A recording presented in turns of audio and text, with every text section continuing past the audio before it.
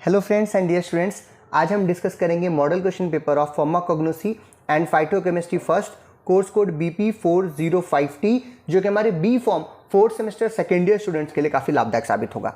इस वीडियो में जो मॉडल क्वेश्चन पेपर आपके सामने रख रहे हैं फार्मेसी काउंसिल ऑफ इंडिया के लेटेस्ट एग्जामिनेशन पैटर्न और लेटेस्ट सिलेबस के ऊपर बेस्ड होगा। और इसमें जो भी प्रश्न हम आपके सामने रख रहे हैं ये सभी प्रश्न प्रीवियस ईयर्स में डिफरेंट यूनिवर्सिटीज़ के द्वारा पूछे जा चुके हैं, यानी ये सभी प्रश्न काफ़ी इंपॉर्टेंट हैं और एग्जाम में जाने से पहले कम से कम एक बार इन सभी प्रश्नों को अच्छी तरीके से आपको जरूर हल कर लेना चाहिए।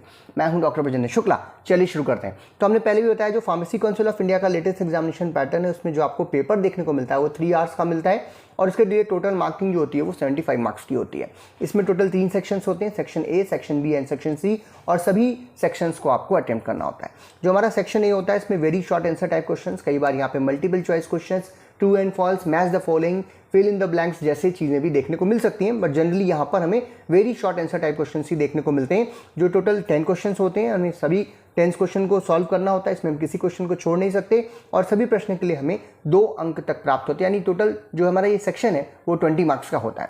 तो आइए इसमें शुरू करते हैं। जो सबसे पहला प्रश्न है that is define the term pharmacognosy, adulteration and पॉलीपॉयडी।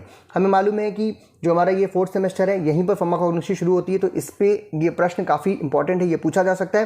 Pharmacognosy जो है वो एक ब्रांच है हमारे फार्मेसी की, जहाँ पर हम लोग एक साइंटिफिक साइंस या साइंटिफिक स्टडी करते हैं मॉर्फोलॉजिकल, केमिकल, बायोलॉजिकल प्रॉपर्टी, साथ ही साथ history, cultivation, collection, extraction, isolation जैसे बायोएस्से, क्वालिटी कंट्रोल और प्रिपरेशन इत्यादि किसी भी क्रूड ड्रग की जो कि नेचुरल ओरिजिन से प्राप्त हो रही है। साथ ही साथ नेचुरल ओरिजिन से या नेचुरल सोर्सेज से जो नई ड्रग्स की प्राप्ति करनी है उसके बारे में भी हम फार्माकोग्नोसी से ही जानकारी प्राप्त करते हैं। तो ये हो गया हमारा फार्माकोग्नोसी का डेफिनेशन।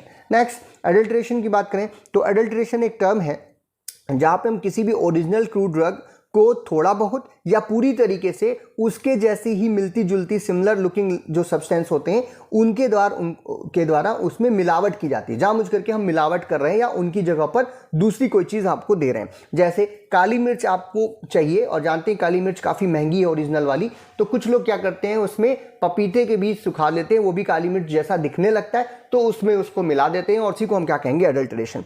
एडल्ट्रेशन जो है कई बार जो है जानबूझ करके की जाती है और कई बार गलती से हो जाती है, क्योंकि जो मिक्सिंग हम लोग इसमें करते हैं वो इन्फीरियर क्वालिटी की होती है, सेम उसकी केमिकल और थेरापेटिक प्रॉपर्टी नहीं होती जो हमारी प्रॉपर क्रूड ड्रग है, तो उसी को आप क्या बोलोगे एडल्ट्रेशन। 2 तरीके का होता है, जैसे मैंने कहा, एक होता है अनइंटेंशनल, जहाँ पर हम लोग जान रहे हैं कि जानबूझ के नहीं किया गया, गलती से हो गया। जैसे कि कोई व्यक्ति है उसको कन्फ्यूजन हो रहा है किसी तरीके के ड्रग के नाम में, या फिर उसका जो लोकल जो नाम है उसमें कन्फ्यूजन हो रहा है उसको, या फिर उसको ऑथेंटिक प्लांट की जानकारी नहीं थी, किसी तरीके का कोई जो सिमिलरिटी थी मॉर्फोलॉजी में वो हमें देखने को मिल रही थी, उसमें एरोमा बिल्कुल वैसे दिख रहा था, तो वैसा एडल्ट्रेशन हो गया। दूसरा होता है हमारा इंटरनेशनल एडल्ट्रेशन, जहाँ पर हम जानबूझ करके करते हैं क्योंकि वहाँ पर हम इन्फीरियर क्वालिटी की जो ड्रग्स हैं उसको हम अपनी ड्रग के साथ जानबूझ करके मिलाते हैं ताकि हमें ज़्यादा पैसा हो सके या कमाई हम ज़्यादा से ज़्यादा कर सके, जनरली इसीलिए किया जाता है। ठीक है, इसमें जो कुछ ऐसी ड्रग्स हैं जो कि देखने में लगने से, मैंने पपीते के बीच का भी आपको एग्जांपल दिया, वैसा जब अल्ट्रेशन होता है तो उस कैटेगरी में आता है। तो 2 तरीके का अल्ट्रेशन ही होता है।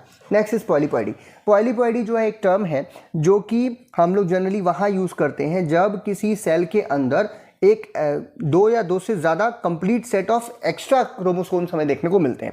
यानी ये एक ऐसी कंडीशन है जो कि पैरेंटल कंडीशंस होती है, एक से दूसरे के में जा सकती है, जहां पर 2 कंप्लीट सेट ऑफ क्रोमोसोम्स, 2 से ज़्यादा कंप्लीट सेट ऑफ क्रोमोसोम्स हमें देखने को मिलते हैं। पॉलीपॉयडी जो होती है वो कॉमन होती हैं बहुत सारे प्लांट्स में, कई सारे ग्रुप ऑफ एनिमल्स में, कुछ फिशेज में, एम्फीबियंस में इत्यादि में हमें ये देखने को मिलता है। यानी extra set of chromosome, complete set of chromosome 2 से ज़्यादा अगर है तो उस कंडीशन को हम किसी सेल के अंदर है तो उसे क्या बोलेंगे polyploidy. Next question is define stomatal number and stomatal index and micro propagation. देखिए, स्टोमेटल नंबर और स्टोमेटल इंडेक्स सुनने में एक जैसा लगता है लेकिन ये काफ़ी डिफरेंट है दोनों से। एक को हम परसेंटेज में कैलकुलेट कर रहे होते हैं और एक जनरली नंबर बता रहा होता है।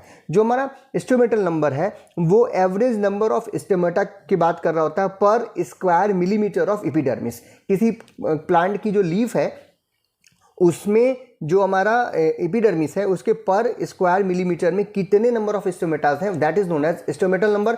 जबकि स्टोमेटल इंडेक्स जो है वो हमें एक रेशियो के रूप में निकल करके सामने आता है, जो कि बताता है कि कितना नंबर ऑफ स्टोमेटा है एपिथेलियल सेल में to the all the number of epithelial cells. जितनी एपिथेलियल सेल्स हैं और प्रत्येक एपिथेलियल सेल में कितने स्टोमेटल नंबर है, उसका जो रेशियो निकलता है, that ratio is known as stomatal index. और इसको 100 टाइम्स हम लोग निकाल लेते हैं। ठीक है, तो ये जो है आपका दोनों चीज़ें होंगी। Next is micro propagation. Micro propagation जो है वो किसी भी प्लांट को ग्रो करने का, नए प्लांट को आपको ग्रोथ करनी है, आप कल्टीवेशन करना चाहते हैं उसका, उसके लिए एक मेथड है।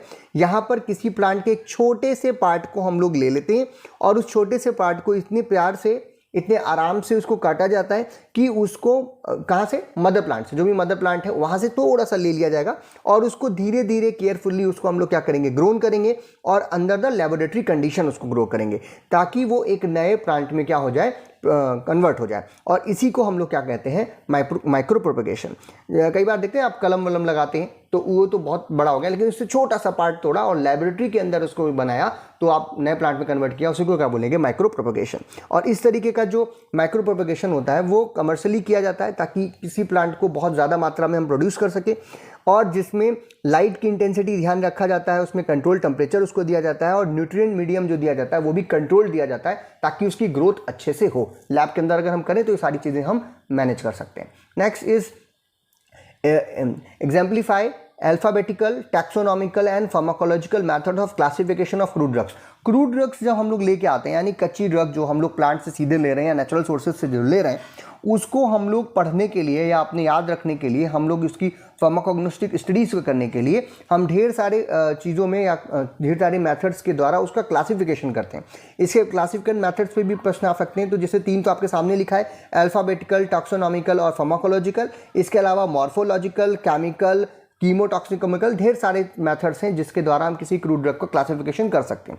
सबसे पहले अल्फाबेटिकल। अल्फाबेटिकल नाम से ही बता रहा है कि हम इसे अल्फाबेटिकली किसी भी लैंग्वेज में उसके जो वर्णमाला है उसके हिसाब से उसको सेट कर लें। जैसे आप अगर अपनी इंडियन फार्माकोपिया की बात करते हैं, अगर आप ब्रिटिश फार्माकोपिया की बात करते हैं तो आप देखते हैं कि उसमें जो ड्रग्स के नाम दिए हुए हैं, क्रूड ड्रग्स के, या मतलब वो तो ड्रग्स का ही नाम दिया हुआ है इसमें, बट ऐसी कोई बुक है जहाँ पे आपको कुछ ड्रग्स के नाम जो है वो अल्फाबेटिकल ऑर्डर, पहले ए वाले, फिर बी वाले, फिर सी वाले, फिर डी वाले आ रहे हैं, तो उसे आप बोलते हैं। जैसे कि जो हमारा इंटरनेशनल फार्माकोपिया है उसमें लैटिन नाम से कई बार दिया हुआ है, ब्रिटिश हर्बल फार्माकोपिया जो है वहाँ पे इंग्लिश नाम से दिया हुआ है, तो वो अल्फाबेटिकल ऑर्डर में अरेंज है। दूसरा हमारा जो क्लासिफिकेशन है वो है टॉक्सोनॉमिकल, जिसमें हम लोग किसी भी ड्रग की फाइलम, उसका क्लास, सब क्लास, ऑर्डर, फैमिली, जीनस या स्पीसीज इत्यादि जो आप पढ़ते आ रहे हैं, पहले भी आपने बॉटनी में पढ़ा होगा, फिर जूलॉजी में पढ़ा होगा, बिल्कुल वैसे ही हम लोग क्लासिफिकेशन करते हैं। तो ये पता चलता है कि सेम क्लास की जो ड्रग्स होंगी वो उनकी जो थोड़ी बहुत प्रॉपर्टीज़ वगैरह सेम हो सकती हैं। जैसे अगर हम लोग एम्बलीफेरेई की बात करें तो जो उसका ऑर्डर है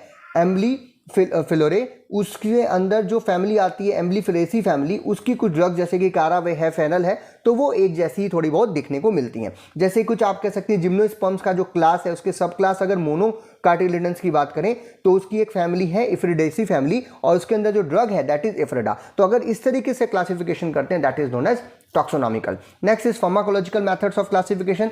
जो हमारी ड्रग है, जो उसकी फार्माकोलॉजी है, जो आप उसका यूज़ करने वाले हैं, जो उसका पर्टिकुलरली यूज़ है, उसके हिसाब से भी हम लोग क्लासिफिकेशन कर सकते हैं। जैसे कि अगर हम लोग बात करें परगेटिव्स की, तो एलॉय है, सेना है, रुबब है, ये जो ड्रग्स हैं वो सारे के सारे क्या होते हैं, परगेटिव्स। कार्बोनेटिव्स अगर हमने नाम लिया तो कार्बोनेटिव्स में हमारा कारावे है, हमारा क्लोव है, कोरिएंडर है, ये सब क्या हो जाते हैं, हमारे कार्बोनेटिव्स आ जाते हैं। अगर हम लोग बात करते हैं बीटर्स की, तो जैसे जिलेटिन है, सिंकोना है, नक्स वोमिका है, ठीक है, तो ये सब क्या हो जाते हैं, बिटर्स हैं। तो ये इस तरीके का फार्माकोलॉजिकल जो उनका क्लासिफिकेशन है वो भी हम लोग कर सकते हैं, और यही इसके क्या है, एग्जाम्पल देकर के आप इस तरीके से बता सकते हैं। Enlist phyto hormones, write about the role of abscisic acid, cytokinins, gibberellins and auxin in the plant growth. देखिए जो प्लांट हार्मोन्स हैं वो हमारे प्लांट के ग्रोथ के लिए या उसके प्रॉपर डेवलपमेंट में काफ़ी रोल प्ले करते हैं, उन्हीं को हम लोग फाइटो हार्मोन्स के नाम से जानते हैं। नेक्स्ट इसमें जो हमारे प्लांट हार्मोन्स हैं, ये जो फाइटो हार्मोन्स हैं,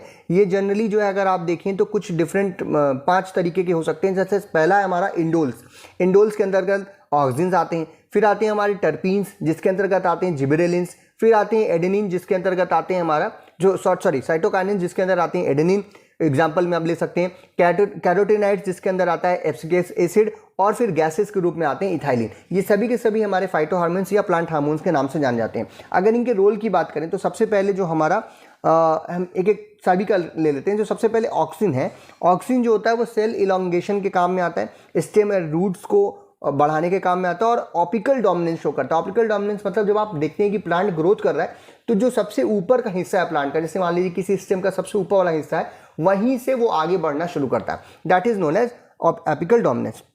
इसके साथ ही साथ ये अगल बगल की बर्ड्स को निकलने को सप्रेस करता है, ऑक्सिन का ये भी एक काम है, और पार्थिनोकॉपी को जो है वो बनाता है। कहने का मतलब कि बिना फर्टिलाइजेशन के फ्रूट को डेवलपमेंट करने में भी हमारा ऑक्सिन जो है वो मदद करता है। और तो इस तरीके से ये रूटिंग को प्रमोट करता है, फ्लावरिंग को प्रमोट करता है, और स्टेम कटिंग इत्यादि ग्राफ्टिंग वगैरह में भी हम लोग इसकी मदद ले सकते हैं। नेक्स्ट है हमारा जिब्रेलिन्स। जिब्रेलिन जो है वो किसी तरीके की जो सडन इलॉन्गेशन होती है इंटरनोड्स की बिफोर द फ्लावरिंग, उसको जो है बढ़ाने के काम में आता है। इसको हम लोग एक नाम देते हैं इस टर्म को, दैट इज बॉल्टिंग।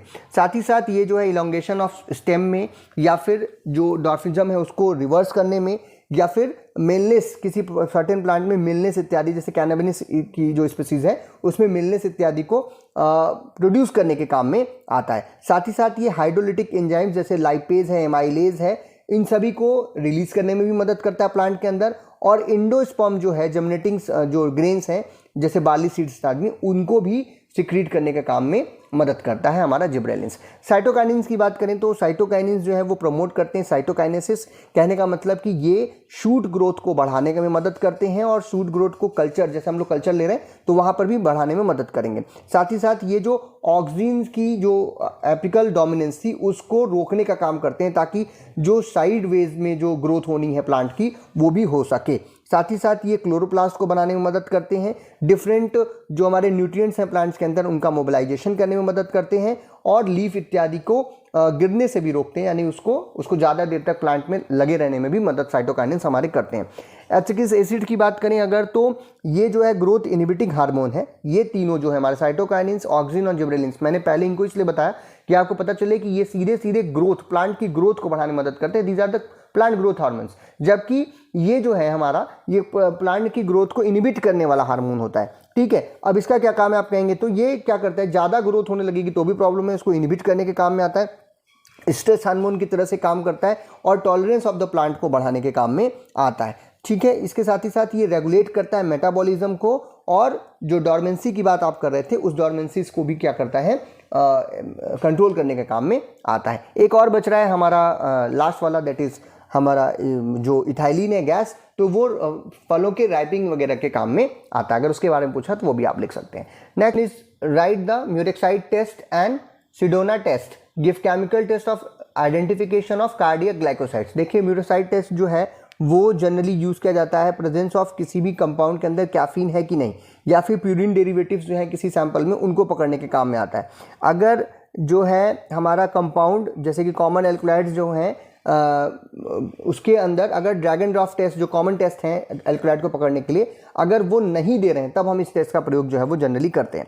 अगर किसी भी कंपाउंड के अंदर कैफीन है, जब हम उसको किसी ऑक्सीडाइजिंग एजेंट के साथ ट्रीट करते हैं तो वो और उसके बाद फिर उसको ड्राई करते हैं तो एक ब्यूटीफुल ब्रिलियंट पिंक कलर जो है, पर्पिस पिंक कलर जो है वो हमें प्राप्त होता है, और जब हम उसे अमोनिया वेपर के सामने लेके आते हैं, that is known as murexide test. Next is हमारा सिंडोना टेस्ट। सिंडोना टेस्ट जो है वो एक फ्यू फ्रेगमेंट ऑफ जो मैग्नीशियम रिबन है उसके साथ लेंगे, और साथ ही साथ वहाँ पर कंसनट्रेटेड हाइड्रोक्लोरिक एसिड अगर डालते हैं तो इथेनॉलिक स्टैट में ऐड करने के बाद हमें रेड टू पिंक कलर प्राप्त होता है। और ये रेड टू पिंक कलर जो है वो क्या बता रहा होता है कि हमारे प्रोडक्ट के अंदर या हमारे सैंपल के अंदर हमें फ्लेवोनाइड्स जो हैं वो देखने को मिल जाएंगे।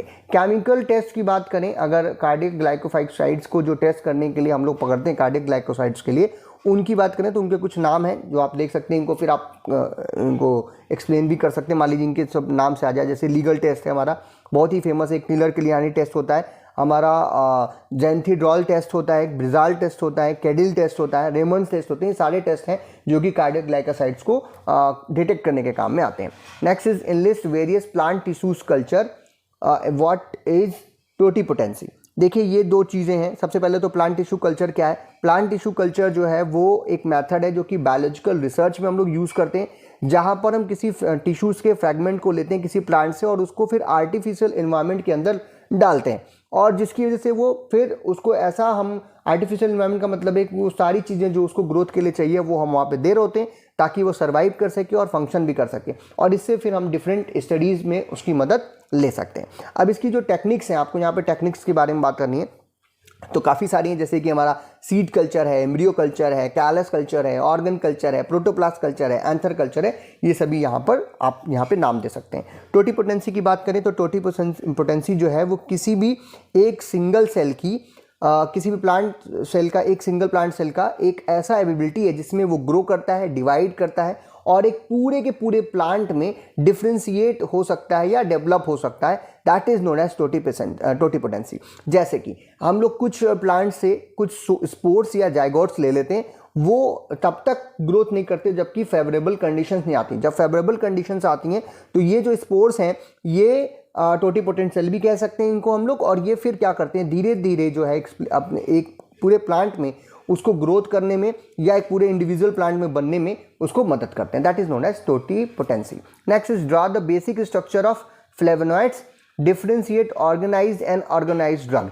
फ्लेवोनॉइड्स का जो आपका स्ट्रक्चर है वो आपके स्क्रीन पे अभी दिख रहा है, और अगर हम लोग इसके जर्नल स्ट्रक्चर को ध्यान से देखें तो हमें पता चलता है कि ये 15 कार्बन कंटेनिंग एक स्केलेटन होता है जिसमें 2 बेंजीन रिंग्स होती हैं जो कि कनेक्टेड होती हैं एक दूसरे के साथ एक 3 कार्बन लिंकिंग चेन के द्वारा। यहाँ पर एक और ख़ास बात है कि यहाँ पर हम लोग इसे जो है C6C3C6 कंपाउंड के रूप में भी कह सकते हैं, यानी 3 कार्बन की है और उसके साथ एक रिंग बनाता हुआ एक ऑक्सीजन कंटेनिंग बीच में आपको रिंग दिखाई दे रहा है, और उसके साथ ही साथ 2 बेंजीन रिंग्स यहाँ पर दिखाई दे रही हैं। कहने का मतलब ये है, स्ट्रक्चर आपको दिख रहा है। अगर हम लोग ऑर्गेनाइज्ड ड्रग और अनऑर्गेनाइज्ड ड्रग के बीच में डिफ्रेंशिएशन करें तो हमें क्या पता चलता है कि जो ड्रग्स हैं जो कि किसी भी प्लांट से या सेलुलर टिश्यूज से सीधे डायरेक्टली अगर हम लोग ले लेते हैं उसी को हम लोग बोलते हैं ऑर्गेनाइज्ड ड्रग। जैसे कि एग्जांपल में आप ले सकते हो बेंजोइन है, बीज वैक्स है, हमारा सिंकोना है, डिजिटैलिस है, धतूरा है, इफिड्रा है, या फिर फेनल इत्यादि है, मस्टर्ड है, जिंजर है, ये नटमैग है, ये सब क्या है ऑर्गेनाइज्ड ड्रग हैं, क्योंकि ये किसी प्लांट से डायरेक्ट लिए जा रहे हैं या उसकी सेलुलर टिश्यूज को कंसिस्ट कर रहे होते हैं।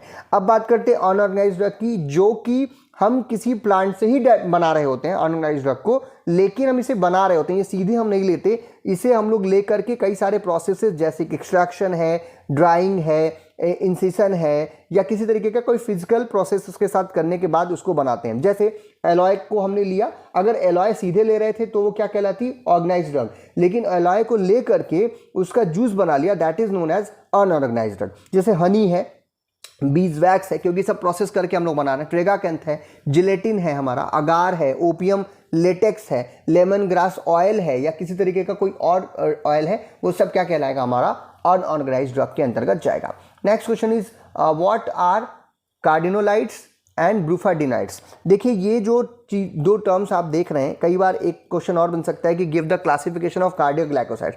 तो ये 2 तरीके के कार्डियोग्लाइकोसाइड्स होते हैं, क्लासिफिकेशन ऑफ कार्डियोग्लाइकोसाइड्स के अंतर्गत आता है।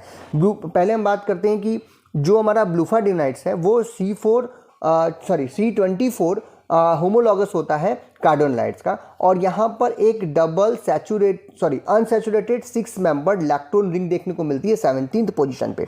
जो ब्रूफाडिनाइट्स होते हैं हमारे, ये जो नेम है वो जेनेटिक नेम है टोड का, एक प्रकार का टोड होता था, उसको बोलते थे बूफो, वहाँ से ये नाम जो है वो लिया गया है, और इसके कुछ एग्जाम्पल जैसे स्क्वेलिल इत्यादि हैं। कार्डियोलाइट्स की अगर हम लोग बात करें तो ये C13 स्टेरॉइड्स होते हैं, और यहाँ पर 17 बीटा साइड चेन हमें देखने को मिलती है, और साथ ही साथ अल्फा बीटा अनसैचुरेटेड 5 मेंबर लैक्टोनिन यहाँ पर भी देखने को मिलती है। यहाँ C24 है, यहाँ C23 होता है, और इसके जो एग्जाम्पल्स हैं वो जिगटैलिस है, हमारा स्ट्रेप्टोफैटिन है, ETC। नेक्स्ट इसमें क्वेश्चन और जुड़ा हुआ है, that is define hybridization and electors. तो जो हाइब्रिडाइजेशन है प्लांट्स के अंतर्गत अगर हम बात करें, प्लांट्स की बात कर रहे हैं, हाइब्रिड में यहाँ पे बात कर रहे हैं, तो ये फिर किसी भी जेनेटिकली डिसिमिलर पेरेंट्स या पेरेंटल सेल्स को लेकर के और उनकी क्रॉस ब्रीडिंग जब की जाती है तो जो एक हाइब्रिड सेल का प्रोडक्शन हो रहा है, दैट इज नोन एज, हम लोग क्या बोलेंगे उसको, हाइब्रिडाइजेशन। ठीक है, यहाँ पर जनरली जो है ये पॉलीपॉइड जो ऑप्शनिंग होते हैं उसमें बदलाव उसमें ये प्रोड्यूस करते हैं हाइब्रिडाइजेशन के थ्रू। जैसे हम लोगों ने गेगर जॉन मेंडल का नाम सुना था, उन्हीं के समय पे ये टर्म आया। और जैसे उन्होंने लिया एक मटर का पौधा लिया, लाल रंग के फूल वाला और सफ़ेद रंग के फूल वाला, और उन दोनों को आपस में क्रॉस ब्रीडिंग करवाई, तो जो नया पौधा प्रोड्यूस हुआ that is known as hybrid पौधा। और उसका जो फूल का कलर था वो क्या था, उसका जो गुलाबी रंग था। तो उसी को हम लोग क्या बोलते हैं, हाइब्रिडाइजेशन। इलेक्टर्स की बात करें तो इलेक्टर्स जो होते हैं वो एक आप कह सकते हो कि केमिकल कंपाउंड्स हैं, या फिर आप कह सकते हैं सिग्नल कंपाउंड्स हैं, जो कि बहुत ही लो कंसंट्रेशन में काम करते हैं और किसी भी प्लांट के अंदर ट्रिगर करते हैं जो प्लांट का डिफेंस सिस्टम है उसको, जिसकी वजह से जो प्लांट सेल्स हैं या प्लांट जो हैं इन विट्रो जो है वो शो करते हैं फिजियोलॉजिकल एंड मॉर्फोलॉजिकल रिस्पॉन्स किसी भी एक छोटे से केमिकल या फिजिकल या माइक्रोबायोलॉजिकल फैक्टर्स के लिए। उसी को हम लोग क्या बोलेंगे, इलेक्टर्स बोलेंगे। सिंपल सा आप कह सकते हो कि एक हमने रिस्पॉन्स दिया जिसको हम नाम दे रहे हैं इलेक्टर्स, और जिसकी वजह से हमारा जो प्लांट सेल है वो इन विट्रो में जो हम स्टडीज कर रहे हैं वहाँ पे फिजियोलॉजिकल और मॉर्फोलॉजिकल रिस्पॉन्स या चेंजेस जो है वो शो करने लग रहा है, that is known as electors. Next is write the therapeutic and industrial uses of gelatin and castor oil, write about any two fibres drug. तो सबसे पहले बात करते हैं जिलेटिन की। तो जो हमारा जिलेटिन है वो प्रोटीन बनाने के काम में आता है, एक प्रोटीन है जो कि एनिमल कोलेजन से हमें जो है वो प्राप्त होता है, और ये जनरली काउज या पिग्स इत्यादि से हम लोग निकालते हैं। ये जनरली काफ़ी सारी चीज़ें बनाने के काम आता है। अगर फार्मास्यूटिकल्स की बात करें तो ऑइंटमेंट्स में, फूड प्रोडक्ट्स बनाने में, कॉस्मेटिक्स कैप्सूल्स बनाने के काम में आता है। साथ ही साथ जो ये जो कोलेजन है ये कार्टिलेज, बोन और स्किन इत्यादि के मेकअप करने में भी काम आता है। अब बात करें कि जो कोलेजन को प्रोडक्शन करने में इसका एक काफ़ी अच्छा रोल है, तो इसे फूड और बेवरेजेस इंडस्ट्रीज़ में यूज़ करते हैं। हम लोग जिलेटिन का प्रयोग जनरली जो है एक एडिटिव के रूप में करते हैं, जो कि मैन्युफैक्चरिंग डाइटरी जो सप्लीमेंट्स हैं वहाँ पे इसका काम होता है। एडिबल जो फिल्म्स बनाते हैं, जो कोटिंग बनाते हैं, जो बेवरेजेस बनाते हैं, वहाँ पे हम इसका प्रयोग करते हैं। कैस्टर ऑयल की बात करें तो कैस्टर ऑयल जो है वो एक जनरली अगर फार्माकोलॉजिकली देखें तो ये एक लेक्सेटिव होता है जो कि कॉन्स्टिपेशन से आराम दिलाने के काम में आता है। ये एक ट्राइग्लिसराइड्स है जो इसके अंदर एंटीबैक्टीरियल और एंटी माइक्रोबियल प्रॉपर्टी भी पाई जाती है। इसीलिए हम लोग जब इसे स्किन पे लगाते हैं तो ये स्किन के ऊपर जो इन्फेक्शंस हैं उनसे हमको बचाता है, इन्फ्लामेशन को रिड्यूस करता है, इम्प्रूव करता है लोकलाइज ब्लड फ्लो को, और डैमेज स्किन सेल इत्यादि को से आपको छुटकारा दिलाता है। तो इसीलिए स्किन हीलिंग प्रोसेस में काफ़ी काम में आता है। साथ ही साथ ये फूड इंडस्ट्री के अंदर भी यूज़ किया जाता है कुछ डिफरेंट फॉर्म्स में एज अ फूड एडिटिव्स, या फिर कई बार फ्लेवर को इन्हांस करने के लिए कैंडी, चॉकलेट्स, इवन पैकेजिंग इत्यादि के लिए भी पैकेजिंग मटेरियल इत्यादि बनाने में कैस्टर ऑयल का प्रयोग हम लोग करते हैं। अगर हम लोग फाइबर कंटेनिंग ड्रो ड्रग्स की बात करें जो कि प्लांट फाइबर से हमें प्राप्त करते हैं, तो वो कॉटन है, हमारा जूट है, हेम्प है इत्यादि। आप इसके एग्जाम्पल यहाँ पर दे सकते हैं। Next and last question of this section is write the source and use of honey, castor oil and chaulmoogra oil, distinguish between gums and mucilages. तो सबसे पहले हनी हम सभी लोगों ने देखी है, सभी ने खाई है। बहुत ही स्वीट सी, विस्कस सी, गोल्डन कलर की लिक्विड होती है जो कि मैन्युफैक्चर की जाती है, हम लोग के द्वारा नहीं, वो मैन्युफैक्चर की जाती है different species of honeys bee. Honeys bee का जो बायोलॉजिकल नेम है वो है एपीज मेलिफेरा, वहाँ से। और ये कई तरीके के जो नेक्टर्स हैं फ्लावर्स के, वहाँ से हनी बीज जो हैं वो, यानी कि एपीज मेलिफेरा जो है वो उसको कलेक्ट करती है और बनाती है। हम उसे फिर प्रोसेस करके निकाल लेते हैं। इसका अगर यूजेस की बात करें तो ये आयुर्वेदा के हिसाब से लोअर करता है हमारे ब्लड प्रेशर को, हमारे ब्लड फैट लेवल को इम्प्रूव करता है, हमारे हार्ट बीट को जो है रेगुलेट करने के काम में आता है, और जो हेल्दी सेल्स हैं उनकी डेथ इत्यादि को दूर करने के काम में आता है, यानी आपको जवान बनने के काम में आता है, सिंपल सी बात कहें तो। साथ ही साथ ये हार्ट फंक्शन और हेल्थ इत्यादि को इम्प्रूवमेंट में हनी का प्रयोग करते हैं। जिन लोगों को मीठा मना है वो लोग भी हनी ले सकते हैं लिमिटेड मात्रा में, अपने जो स्वीट टेस्ट बस हैं उनको अच्छा करने के लिए। नेक्स्ट बात करते हैं कैस्टर ऑयल की। तो कैस्टर ऑयल को ही हम लोग रिसिनस ऑयल के नाम से भी जानते हैं, और ये एक फैटी ऑयल है जो कि नॉन वोलेटाइल होता है नेचर में, और हमें seeds of the castor bean, जिसे रिसिनस कम्युनिस के नाम से जानते हैं, उस प्लांट से हम इसे निकालते हैं। इसकी फैमिली जो है एफ्रोबिएसी होती है, वहाँ से आप इसे लेते हैं। और ये इसका जो काम है अभी हमने ऊपर भी बात किया, इसके साथ ही साथ अगर हम देखें तो ये कुछ सिंथेटिक रेजिन्स में, प्लास्टिक, फाइबर्स, पेंट्स, वर्निसेस इत्यादि के केमिकल इंडस्ट्री या प्लास्टिसाइजर्स के रूप में भी इसका प्रयोग जो है वो इन यूजेस के अलावा किया जाता है, जो हमने आपको पहले बताया। Next is chaulmoogra oil. Chaulmoogra oil जो है उसे हम लोग हाइड्रोकार्पस ऑयल के नाम से भी जानते हैं। इसका जो बायोलॉजिकल सोर्स है वो है फिग्स ऑयल। ये एक फिग्स ऑयल है जो कि ऑब्टेन किया जाता है from the seed of plant Taraktogenos kurzii से, जिसका जो या फिर हम लोग कह सकते हैं हाइड्रोकैम्पस एंथिकैम्पस से। इसकी जो फैमिली है वो है फ्लैक्टोयूडेटेसी, और ये जो है एक यूज़फुल तेल है जो कि कई बार सोरेसिस, जो आपकी स्किन के जो प्रॉब्लम्स हैं उनमें, एक्जिमा में, या कोई अदर स्किन के जो डिसऑर्डर्स हैं वहाँ पर हम लोग इसका प्रयोग जो है वो करते हैं। साथ ही साथ ये यूज़फुल पाया जाता है टीबी के इलाज में, लेप्रोसी में, या फिर किसी को इस तरीके की कोई और प्रॉब्लम हो रही है वहाँ पर जब हम लोग इसके आईवी देते हैं तब। ये यूज़ जो है कई बार देखा गया है कि जो मेडिकेटेड सोप्स आते हैं उसमें आप देखेंगे तो ये 15% की कंसंट्रेशन तक वहाँ पे आपको देखने को मिलेगा, यानी मेडिकेटेड सोप के प्रिपरेशन में भी इसका प्रयोग किया जाता है। अब बात करते हैं गम्स एंड म्यूसिलेजेस के बीच में डिफरेंसेस की। तो गम्स जो होते हैं वो आसानी से वाटर, दोनों देखने में लगभग एक जैसे लगते हैं, लेकिन जो गम्स होते हैं वो पानी में आसानी से डिजॉल्व हो जाते हैं, जबकि म्यूसिलेजेस को अगर आप वाटर में डिजॉल्व करने की कोशिश करते हैं तो वो एक हमारा चिपचिपा सा मास बनाते हैं, ये डिजॉल्व नहीं होते हैं। गम्स जो होते हैं वो पैथोलॉजिकल प्रोडक्ट्स होते हैं जो कि किसी प्लांट के किसी पैथोजेनिक इन्फेक्शन के दौरान या किसी इंजरी के दौरान जो है वो प्लांट का जो अपर पार्ट है वहाँ से निकलते हैं, या फिर अनफेवरेबल कंडीशन की वजह से निकलते हैं। जबकि जो हमारी म्यूसिलेजेस हैं वो फिजियोलॉजिकल सब्सटेंस होते हैं, ये इंट्रासेलुलर फॉर्मेशन के रूप में बनते हैं और ट्रेडिशनल प्रोडक्ट होते हैं। किसी भी मेटाबॉलिज्म के द्वारा, किसी भी सेल के द्वारा इनका प्रोडक्शन जो है वो होता है। जो नेचुरल गम्स होती हैं वो जनरली जो है लॉन्ग चेन ऑफ शुगर्स के रूप में हमें देखने को मिलती हैं। जो कि म्यूसिलेजेस होते हैं ये generally different parts of the plants में पाए जाते हैं और इसमें वाटर रिटेंशन प्रॉपर्टी होती है। म्यूसिलेज को ही हम लोग एडिबल मानते हैं, इसे हम लोग खा सकते हैं, और ये म्यूकस मेम्ब्रेन के इरिटेशन से हमको आराम पहुंचाती है और एक प्रोटेक्टिव फिल्म जो है वो वहाँ पर बनाती है। तो ये इसके यूजेस के रूप में आप लिख सकते हैं। तो ये हो गया हमारा सेक्शन ए, जहाँ पे हमने आंसर भी बताने की कोशिश की। अब सेक्शन बी और सेक्शन सी क्योंकि बड़े सेक्शंस हैं तो इनके आंसर तो मैं आपको इस तरीके से नहीं बता पाऊंगा, लेकिन जो भी अच्छी बुक्स से आप पढ़ते हैं, जो भी टीचर्स से आपके नोट्स होंगे, क्लास नोट्स इत्यादि होंगे, क्योंकि फार्माकोग्नोसी के तो वीडियोज़ हमने अभी तक बनाए नहीं, तो आप हमसे तो नहीं मदद ले सकते, लेकिन उनका मदद लेकर के इन सभी प्रश्नों को ध्यान से पढ़ करके इनके आंसर किस तरीके से आपको लिखने, जो आपका अपना तरीका है उसके हिसाब से इसको जरूर पढ़ करके समझ करके तब लिखिएगा। किसी किताब से केवल उतारिएगा नहीं। तो जो क्वेश्चन है मैं आपके सामने रख रहा हूँ, काफ़ी इंपॉर्टेंट प्रश्न, that is with what are the, अच्छा एक चीज़ ये कि सेक्शन जो हमारा बी है यहाँ पे हमें 3 क्वेश्चन जनरली देखने को मिलते हैं, जिसमें से कोई भी 2 हम कर सकते हैं और प्रत्येक क्वेश्चन के लिए हमें 10 मार्क्स मिलते हैं, यानी 20 मार्क्स का हमारा सेक्शन बी भी होता है। ये very long answer type question होते हैं, यानी डिटेल में हमको यहाँ पे आंसर करना होता है। तो पहला क्वेश्चन है what are various types of adulteration involve in the herbal drug. थोड़ा बहुत हमने ऊपर बताया भी आपको। Write a detailed note on physical evaluation of crude drugs. 2 प्रश्न इसमें जोड़ दिए। Next, what is the plant tissue culture. Write historical development types, nutritional requirement and growth of plant tissue culture. तो प्लांट टिश्यू कल्चर पे काफी प्रश्न पूछा गया है। Next, what is alkaloids. Right properties, classification, chemical test, composition and therapeutic use of alkaloids. या फिर same question glycosides के साथ, what are glycosides. Write properties, classification, chemical test and composition and therapeutic use of glycolysis.